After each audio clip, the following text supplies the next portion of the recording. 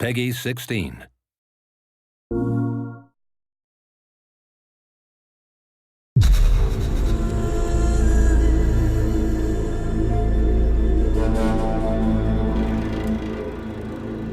Hi, my name is Mark Norris, Senior Producer for Guerrilla Games on Horizon Zero Dawn. And here we are, finally with Paris Games Week. We premiered Horizon Zero Dawn at E3, and at that time we only showed the behind closed doors to a number of the media members, but we've never shown it publicly. And finally, we are going to do that here today.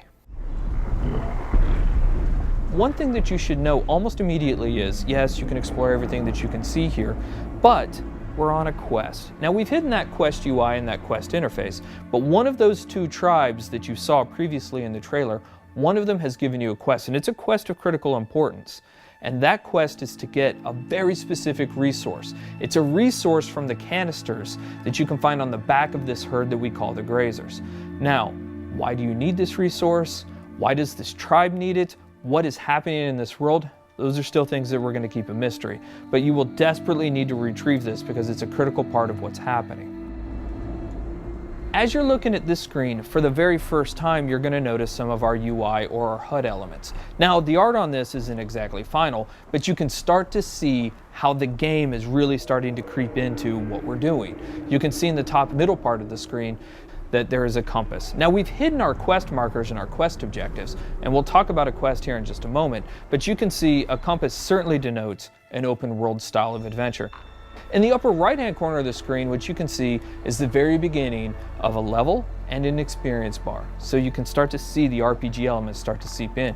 In the lower left hand corner of the screen, you can actually see our health bar. It's unusual, it's painted like an arrow. Some of the tribal influences are certainly coming into the UI and HUD, and even though the art's not final, you can expect that those tribal influences will stay. You've seen a number of locales inside of the trailer for Horizon Zero Dawn. You've seen some desert, you've seen some snow, and of course you see here the forest. And currently Aloy is crouched in what we call some stealth grass or some tall grass. Stealth plays an incredibly important part of Horizon Zero Dawn. In fact, you can see the UI element for this. Right underneath the compass is a little circle. That is in fact a stealth indicator. And so Aloy will need to wait for the right moment in order to introduce that stealth attack.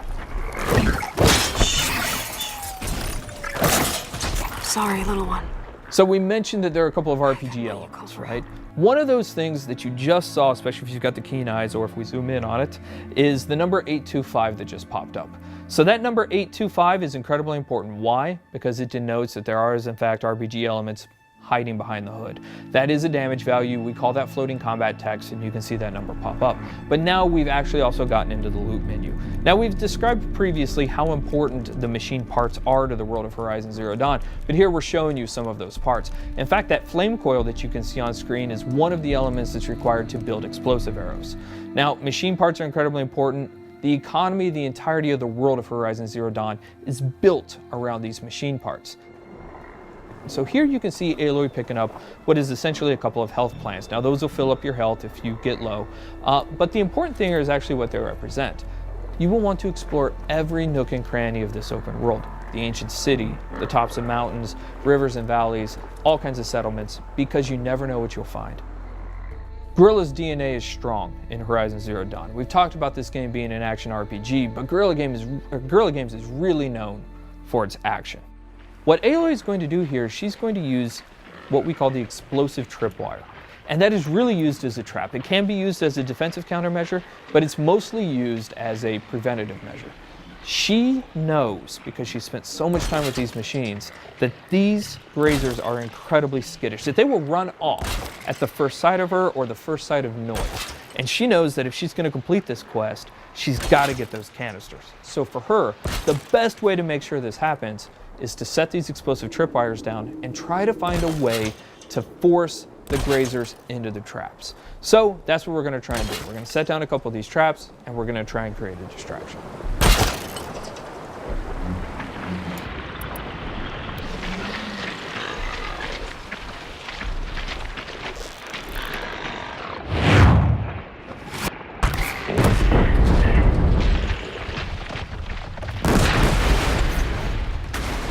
The machines in Horizon Zero Dawn do have herd-like activities. And here we have a species defending itself, these Grazers, allowing a couple of them to stick around to fight Aloy.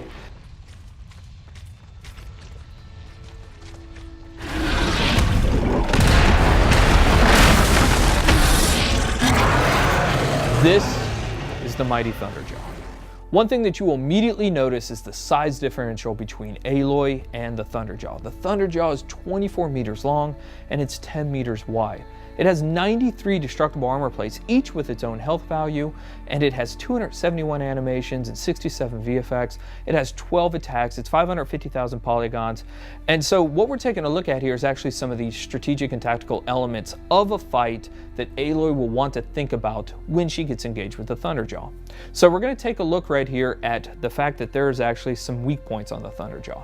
As you're taking a look at the leg here, that orange muscle that you can kind of see underneath there, that is also a weak point. If you're able to hit that, you're able to do 4 times the amount of damage that you would ordinarily do.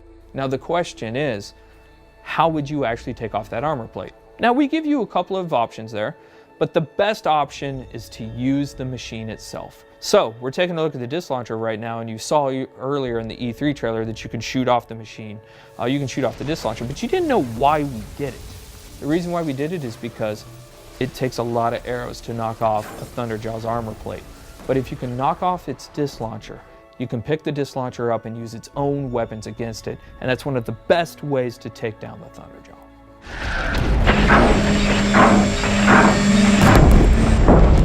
Fighting the Thunderjaw is an awe-inspiring experience. We talked previously about the fact that it has 12 attacks. A number of those attacks that you're seeing now you hadn't seen before. It's not that it has a tail swipe and a foot stomp and a little bit of a disc launcher attack. Shooting off those disc launchers is incredibly important for a second tactical reason.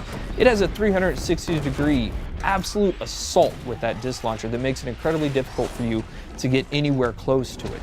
So you're going to want to take off those disc launchers. But if you are, you'll notice now it still has a rail gun and a mouth laser. So this thing's serious. Even though it's previously damaged, it still has a huge amount of attacks. So what Aloy is going to try and do here is try to find a way to tie the machine down so that she gets a brief window to figure out her next move.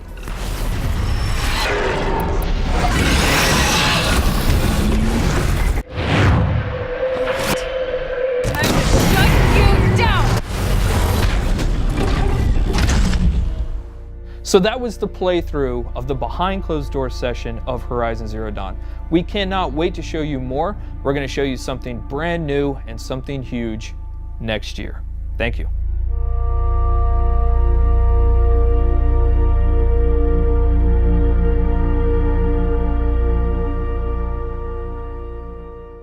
For the players.